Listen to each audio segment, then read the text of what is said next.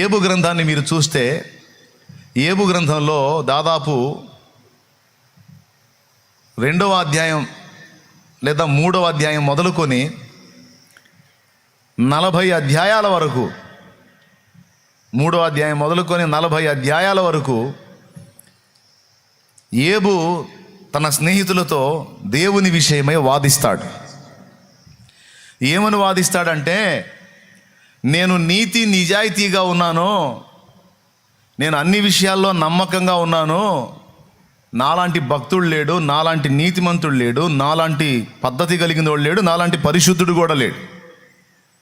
నేను అన్ని విషయాల్లో పర్ఫెక్ట్గా ఉన్నా, నా నోటి మాటలు జాగ్రత్తగా కాచుకున్నా, నా కంటి చూపులు జాగ్రత్తగా కాచుకున్నా, నా హృదయాలోచనలు బ్యాలెన్స్ చేసుకున్నా, దీనులకు నా చేయి చాపి సహాయం చేశా, విధవరాండ్రకు నేను ఇవ్వదగ్గది ఇచ్చా, అన్యాయం అయిపోతున్న వాళ్ళు నా కంటబడితే వాళ్ళ పక్షమున వాడికి అన్యాయం చేసిన వాడితో కొట్లాడి అన్యాయం అయినటువంటి వానికి నేను సహాయం ఇప్పించా, వానికి రావాల్సిన న్యాయం ఏదో వానికి చేశా. నా పొరుగువాని భార్యను నేను ఆశించలేదు, నా పొరుగువాని భార్యను విషయమై ఆశించి వాని వాకిట నేను పొంచి ఉండలేదు. ఒకవేళ నేను అలాంటి వాడనైతే నా భార్య ఇంకొకటికి భార్య అయిపోవాలి, నా భార్య ఇంకొకటి తిరగలి విసరాలి. అంటే అంత నీతిగా నేనున్నా, అంత నిజాయితీగా నేనున్నా, అంత భక్తిగా నేనున్నా, అంత పవిత్రంగా నేనున్నా. మరి ఇంత బాగా నేనుంటే లోకంలో ఎవడికి లేని అగచాట్లు నాకెందుకు, ఎవడికి లేని బాధలు నాకెందుకు? నాకున్న ఆస్తులు అంతస్తులు మొత్తం పోయినాయి, పోనీలే అనుకున్నా. దాసదాసి జనాంగం పోయారు, పోనీలే అనుకున్నా. కానీ నా కడుపును పుట్టిన 10 మంది పిల్లల్ని ఒక్కనాడే చనిపోవున్నట్లు చేశాడే. ఒక్కరోజే 10 మంది చచ్చిపోయారే నా పిల్లలందరూ. ఎంత గాయమవుతుంది? ఒక బిడ్డకి జ్వరం వస్తేనే తట్టుకోలేం సహజంగా, అలాంటిది 10 మంది పిల్లలు ఒక్కసారే కన్ను మూశారు అంటే నేను ఎలా తట్టుకోవాలి? ఏంటి నేను చేసిన దుర్మార్గం? ఏ దుర్మార్గాన్ని బట్టి నాకు ఇంత శాపం వచ్చింది? ఏ అవినీతిని బట్టి నాకు ఇంత శాపం వచ్చింది? నేను ఎంత నీతిమంతుణ్ణి? ఎక్కడ నా దగ్గర తప్పుంది? స్నేహితులు అంటారు, లేదు లేదు, దేవుడు అన్యాయం చేయడు, దేవుడు ఏ చేసినా అందులో న్యాయం ఉంటుంది. మరి నీకు ఇన్ని బాధలు వచ్చి పడ్డాయి అంటే ఒట్టిగా అయితే దేవుడు రప్పించడు. అబ్బాయి ఏబు, నువ్వేదో అనవసరంగా మాట్లాడుతున్నావు, ఏదో ఉంటాయి, తేడాలు ఉంటాయి. నీతిమంతునికి ఆయన కష్టాలు రప్పించడు, నీతిమంతుని శ్రమ పడనీయడు. వీళ్ళు ఒక లాజిక్ మాట్లాడుతున్నారు, వీళ్ళు తిక్కల లాజిక్ మాట్లాడుతున్నారు వీళ్ళు ఒకళ్ళు. అయితే ఏమంటాడు, అట్లయితే సర్వశక్తుడకు వాడు నాకు అన్యాయం చేశాడు, మరి దుర్మార్గులను శ్రమ పెడతాడు, నీతిమంతులను ఇబ్బంది పడనీయడంటే మరి నాలాంటి నీతిమంతుడు ఎవడున్నాడు? చూపించు. ఎక్కడ నేను నీ తప్పాను, ఎక్కడ నేను తప్పుగా ప్రవర్తించాను, ఎక్కడ నేను అక్రమంగా అడుగులు వేసాను చూపించు. ఇది నా జీవితం అని వాళ్ళ ముందు మాట్లాడుతూ ఉన్నాడు. నిజంగా ఏబు లైఫ్ తను వివరించినప్పుడు అది చదివితే మనకు కూడా ఆశ్చర్యం కలిగిద్ది. దేవుడు కూడా సాక్ష్యం ఇచ్చాడు, భూమి మీద ఏబు లాంటి వాడు లేడని. యథార్థవర్తనుడును న్యాయవంతుడును అయి ఉండి యెహోవా యందు భయభక్తులు కలిగి చెడుతనం విసర్జించిన వాడు భూమి మీద ఏబు లాంటోడు ఇంకొకడు లేడని దేవుడే చెప్పాడు సైతాన్తో డైరెక్ట్గా. అలాంటి ఏబుని ఇన్ని బాధలక చివరికి ఒళ్ళంతా కుళ్ళిపోయి ఒళ్ళంతా జిల ఆ జబ్బు వచ్చింది ఏబుకి. ఏం దుర్మార్గాలు చేశానని సార్ నాకు ఇలాంటి జబ్బు, ఏం పాతకాలు చేశానని సార్, ఎవడి నోరు కొట్టాను, ఎవడి కడుపు కొట్టాను, ఎవడికి అన్యాయం చేశాను, అయ్యయ్యో నేను ఎవడికి అన్యాయం చేయలేదే,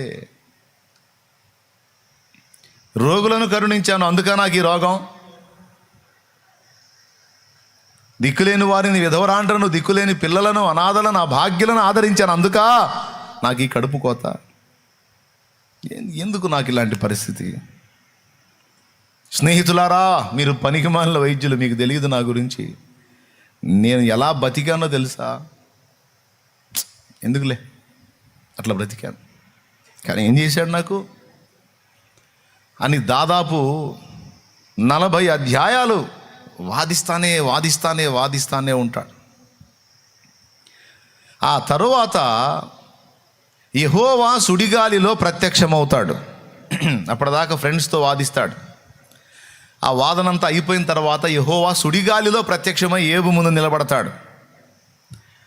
ఏబు ముందు నిలబడి ఏబుతో మాట్లాడతాడు. ఏమయ్యా, ఇప్పటిదాకా వాళ్ళతో వాదించావు, సరే నేను కూడా నీతో వాదించాలనుకుంటున్నాను, నా ముందు నిలువు, నువ్వు కూడా, నేను నీ ముందు నిలబడతాను, మనం వాదించుకుందాం అని వాదన మొదలుపెట్టి, నీవు నిర్దోషివని తీర్పు పొందుటకు నన్ను దోషిగా చిత్రీకరిస్తావా?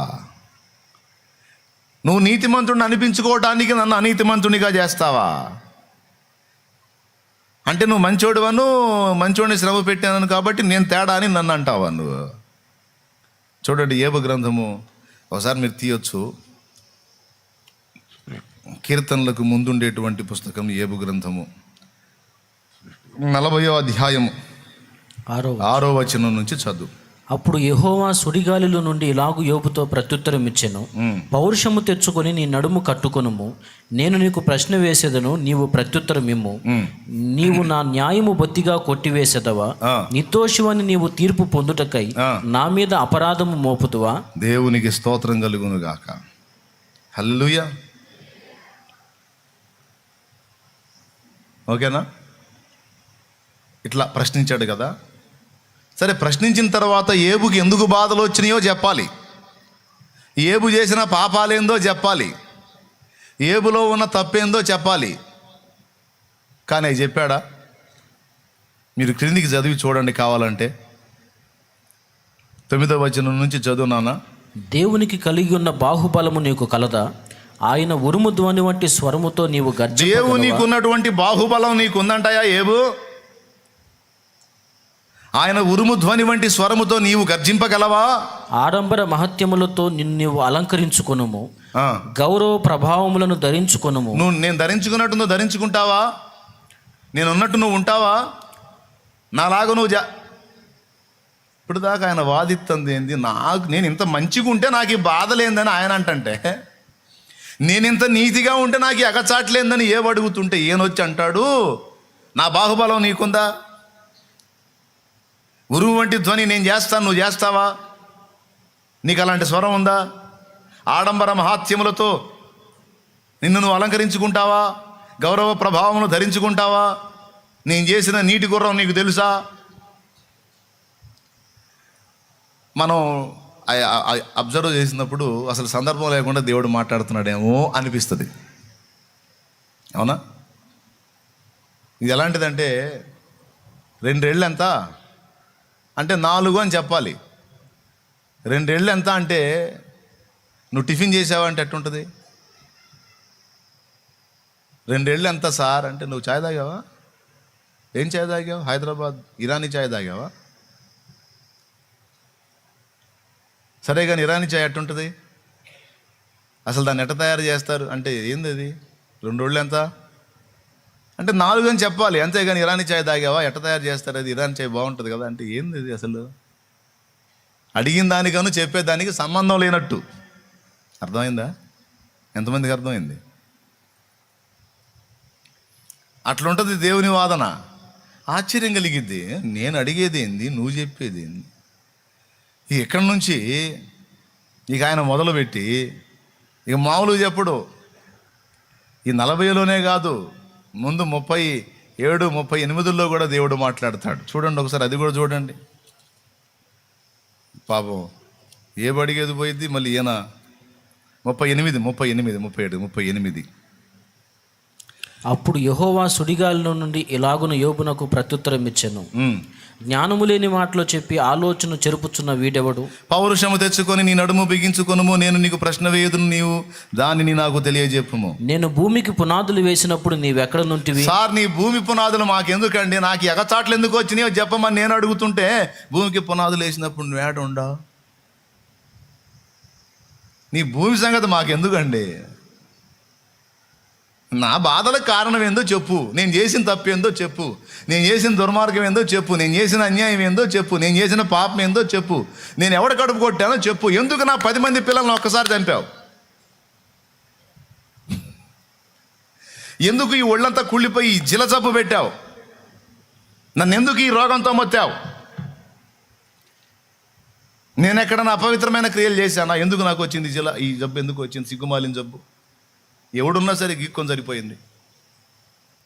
సిగ్గు అన్నీ వదిలేసి ఇక ఇదే పని అయిపోయింది నాకు, నా బతుకంతా. ఎందుకు ఇలా ఇంత అవమానకరమైన పనులు ఏం చేశానని నాకు ఈ అవమానకరమైన రోగం పెట్టావు? నేను ఎవడు కడుపు కొట్టానని నాకు అన్నానికి లేకుండా చేశావు కాదా? ఆకలిగా ఉన్నాడు ముఖం చూడలేదే. నా ఇంటి ముందుకు వచ్చి అయ్యా అన్నోడిని ఎవరిని దాటి పోనిచ్చాను నేను? వస్త్రహీనతతో నా ముందుకు వచ్చిన వాడికి వస్త్రాలు కప్పానే. ఆకలయ్యా అన్నోడికి కడుపు నిండా అన్నం పెట్టడమే కాకుండా వాడికి బత్యం ఇచ్చి పంపించానే. అయ్యా అయ్యా నా కడుపు కొడుతున్నాడు, అన్యాయం చేస్తున్నాడంటే వాడి దవడ ఎముక మీద కొట్టి అన్యాయం అయిపోయిన వాడికి న్యాయం తీర్చానే. ఏ కారణాన్ని బట్టి నన్ను నువ్వు ఇంత బాధలకు అప్పచెప్పావయ్యా? నాలాంటి వాడు ఉన్నాడా ఈ భూమి మీద? నాలాంటి నీతిమంతుడు ఉన్నాడా? ఇంత నీతి నిజాయితీగా నేను బ్రతికి, ఇంత యథార్థంగా నేను బ్రతికితే నాకు ఇంత కడుపు సోకమా? నాకు ఇంత అన్యాయమా? నాకు దాని సమాధానం చెప్పవయ్యా అంటే, నేను భూమిని చేసినప్పుడు నువ్వు ఏడున్నావు అంటావు. ఏంది ఇది?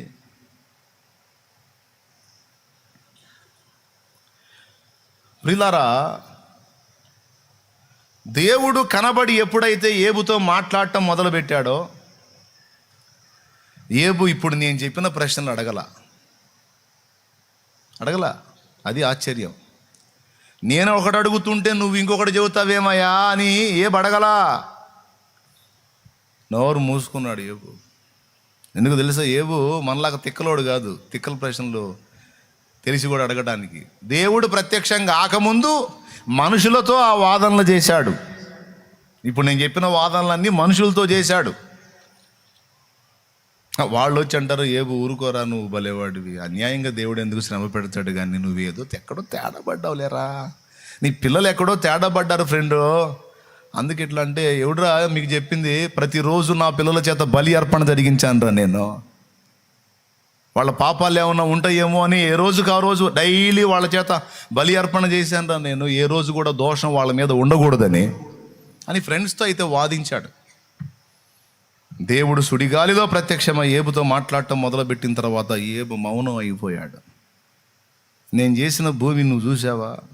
దానికి పునాదులు వేసినప్పుడు నువ్వు ఎక్కడ ఉన్నావంటే, అమ్మో దేవా, ఉదయ నక్షత్రములు ఏకముగా కూడి పాడినప్పుడు, దేవుని దూతలందరూ ఆనందించి జయధ్వనులు చేసినప్పుడు దాని మూలరాతిని వేసిన వాడెవడు? ఇక ఒక్కొక్కటి ఆయన చేసినవన్నీ చెబుతుంటాడు. దేవుడు చేసిన సృష్టి అంతా చెబుతుంటాడు. నేను చేసిన నీటి గుర్రం నీకు తెలుసా అంటాడు. మకరం సంగతి నీకు తెలుసా అంటాడు. ఏమంటాడు? అయ్యా నాకేం తెలుసయ్యా, నాకేం తెలుసు అన్నట్టుగా సైలెంట్గా అయిపోతాడు. ఇక్కడ జరిగిన విషయం ఏంటంటే, నా జీవితం ఇలా ఎందుకు చిన్నాభిన్నమైపోయిందని ఏబు దేవుణ్ణి ప్రశ్నిస్తే, దేవుడు ఏబుతో అంటున్నాడు, భూమికి పునాది వేసిన వాణ్ణి నేను, ఆకాశమును చాపవలె విశాలపరచిన వాణ్ణి నేను, నక్షత్ర రాసులోచున్నట్లు చేయగలవాడను నేను, జంతువులను పశుపక్షాదులను మానవ జాతిని సమస్తాన్ని నిర్మించిన నిర్మాణకుణ్ణి నేను అని దేవుడు తన్ను గూర్చి తాను చెప్తుంటే ఏబుకు బలి వెలిగింది. ఏమని వెలిగిందో తెలుసా? నేను నా బాధలు వెళ్ళబోసుకుంటుంది ఏంది, దేవుడు చెప్తుంది ఏందని ప్రశ్న దేవుడిని అడగకుండా, దేవుడు ఎందుకు ఆ మాటలు మాట్లాడుతున్నాడో ఏబు అర్థం చేసుకున్నాడు. ఎందుకంటే ఇన్ని సృష్టించిన సృష్టికర్తను, ఇన్ని చేసిన నిర్మాణకుడైన నేను నీ విషయంలో పిచ్చిగా ప్రవర్తిస్తానా ఏబు అని అర్థం.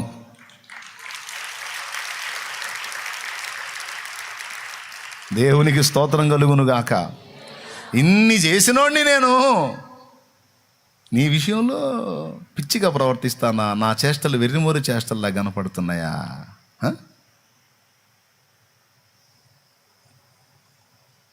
అని చెప్పకనే చెప్పినట్టు, అడగకనే అడిగినట్టు. ఏబు వెలిగింది బలుపు, మనకి ఎలగదలే. ఏబు వెలిగింది బలుపు. వెలిగి ఏమన్నాడు తెలుసా? అయ్యా, నిన్ను ఊచిన వార్త విన్నాను, అప్పుడు కొంతే నువ్వు అర్థమయ్యావు, ఇప్పుడు కన్నులారా నిన్ను చూస్తున్నాను. ఎప్పుడైతే నిన్ను చూశానో చూడండి, దేవుడు కనబడనంత వరకు ఏబు తన్ను తాను సమర్థించుకొని వాదించాడు. ఇప్పుడు ఎప్పుడైతే ఏబుకు దేవుడు కనబడ్డాడో డైలాగ్ మారిపోయింది. నిన్ను గూర్చిన వార్త వినికిడి చేత నేను వింటిని, ఇప్పుడు నేను నిన్ను కన్నులారా చూచుచున్నాను గానుక నన్ను నేను అసహించుకొని ధూళిలోను బూడిదలోను పడి పశ్చాత్తాపడుతున్నాను అన్నాడు. యోబు గ్రంథం 42వ అధ్యాయము 5వ వచనం నుంచి చదువు. వినికిడి చేత నిన్ను గూర్చిన వార్త నేను వింటిని, అయితే ఇప్పుడు నేను కన్నులారా నిన్ను చూచుచున్నాను. కావున నన్ను నేను అసహించుకొని ధూళిలోను బూడిదలోను పడి పశ్చాత్తాపడుచున్నాను అన్నాడండి. అదే మనం అనుకో, ఒకవేళ దేవుడు కనపడకుండా మనతో మాట్లాడాడు, మనం కూడా ఏమంటాం తెలుసా? రావయ్యా నా ముందుకి, రా, నువ్వు నాకు చెప్పు, సమాధానం చెప్పు. నాకు నువ్వు సమాధానం చెప్పకపోతే నీ మొహం కూడా చూడండి, నీ ఇష్టం, నా సంగతి తెలియదు నీకు అసలుకి అని తగాద వేసుకునేవాడు. ఏ బట్ట తగాద వేసుకోవాలా? ఎప్పుడైతే దేవుని చూశాడో అయిపోయింది. ఏబు పాపం ఏదో, ఏబు లోపం ఏదో ఏబుకి అర్థమైపోయింది. ఏమిటి ఏబు పాపం, ఏబు లోపం అంటే స్వనీతి. ఏ నీతి? స్వనీతి. తన దృష్టికి తాను నీతిమంతుణ్ణి అనుకునేటువంటి తత్వము ఏబు తన అంతరంగంలో కలిగి ఉన్నాడు. అది ఉన్నందుననే అంతసేపు వాదించాడు వాళ్ళతో. తన దృష్టికి తాను నీతిమంతుణ్ణి అనుకున్నవాడు కృపను పోగొట్టుకుంటాడు. అది పాయింట్ ఇక్కడ. ఎంత పెద్ద ప్రమాదంలో ఏబు ఉన్నాడంటే, ఏబు చేసేటువంటి నీతి క్రియలు, సత్క్రియలు, సత్ప్రవర్తన, దీన్ని ఆధారం చేసుకున్నాడు ఏబు. అలా వాటిని ఆధారం చేసుకొని దేవుని ముందు నీతిమంతుడిగా నిలబడగలిగిన వాడెవ్వడూ లేడు. ఒకవేళ ఏబు నీతిమంతుడైనా కొద్ది గొప్ప, ఏబు పితరుల దోషం ఏబు మీద ఉంది. అంతేకాదు ఏబు చర్యలలో కూడా దేవుడు భూతద్దం వేస్తే మొత్తం దోషాలే కనపడతాయి. కాబట్టి ఇక్కడ ఏ నరుడైనా సరే దేవుని ముందుకు వచ్చినప్పుడు అడగాల్సిన మాట ఒక్కటే, దేవా, నా నీతి కాదు, నా యథార్థత కాదు, నా భక్తి కాదు, నా పరిశుద్ధత కాదు, నీ కృపయే నాకు దిక్కు. పాత నిబంధన అయినా క్రొత్త నిబంధన అయినా ఎవరికైనా సరే యేసు రక్తమే దిక్కు, దేవుని కృపయే దిక్కు. నువ్వు మంచిగా బతుకు, నువ్వు పవిత్రంగా జీవించు, అది బాధ్యత. మన పరిశుద్ధంగా బతకాలి, మంచిగా జీవించాలి, 10 మందికి మాదిరికరంగా ఉండాలి, దేవుని మహిమార్థమే బతకాలి, అది కావాలి, అది అంతే. అయినా అది నీకు ఆధారంగా దేవుని ముందుకు పోయినప్పుడు, ప్రభువా, నీ దయ వలన ఈ వారం అంతా అసలు ఏ తప్పు చేయలేదు నాయన, నీకు స్తోత్రం తండ్రి, ఈ వారం అంతా నీతిగా బతికాను ప్రభువా, నీకు వందనాలు, కృతజ్ఞతలు, స్తోత్రాలు ప్రభువా, ఈ వారం కొంచెం పర్వాలేదా ప్రభువా నేను అన్నావనుకో, పళ్ళు రాలుతాయి. దేవుడు రాలకూడదు, ఊరుకోడు. ఏంద్రో ఈ వారమే కాళ్ళు ఎగరేస్తున్నావు, ఏ తప్పు చేయలేదు ప్రభా, ఏ తప్పు చేయలేదు.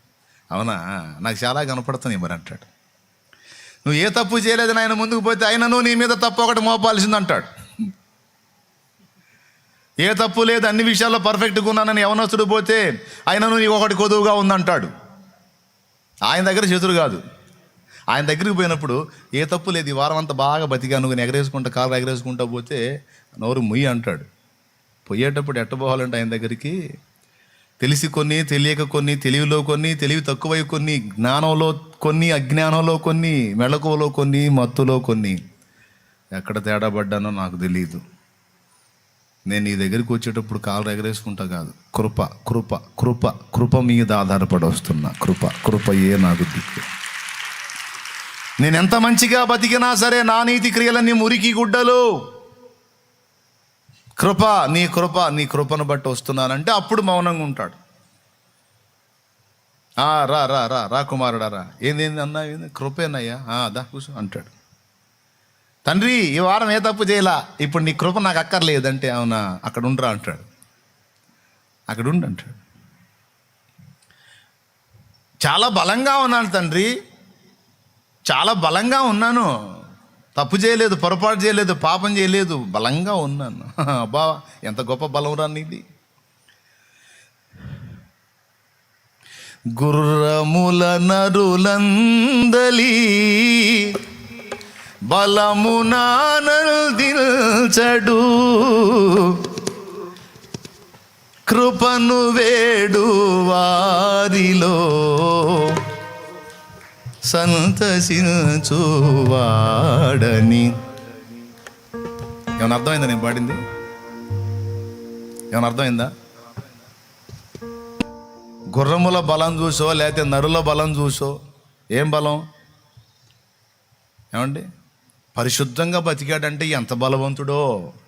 పవిత్రంగా బతికాడు, నోరు కూడా జారలేదు, కన్ను జారలేదు, కాలు జారలేదు, చెయ్యి జారలేదు, ఏం జారలేదు, అసలు అంత పర్ఫెక్ట్గా నిలబడ్డాడంటే ఎంత బలవంతుడో అని మనం అనుకుంటాం. దేవుడు ఒప్పుకోడు. భలే బలవంతుడిరా నువ్వు, అసలు ఎంత నిగ్రహం శక్తిరా నీకు అసలు. అబ్బా మామూలు నిగ్రహం కాదురా నాయన, విగ్రహం కూడా చాలదురా నీ నిగ్రహానికి. దేవునికి స్తోత్రం. విగ్రహం ఎలాగైతే కదలకుండా అలాగ ఉండిపోద్దు, నువ్వు కూడా నిజంగా అలా ఉండగల బలవంతుడిరా నువ్వు అసలు. ఎంత గొప్ప బలం, మా ఓడిది ఎంత గొప్ప బలం అని బలాన్ని చూసి ఆనందపడతారు కొంతమంది. దేవుడు ఆనందపడడు, నోరు మీరా అంటాడు. అది ఆ పాటకు అర్థం. ఎప్పుడైనా సరే నువ్వు ఎంత నీతిగా బతికినా దేవుని ముందుకు పోయినప్పుడు మనందరికీ దిక్కేది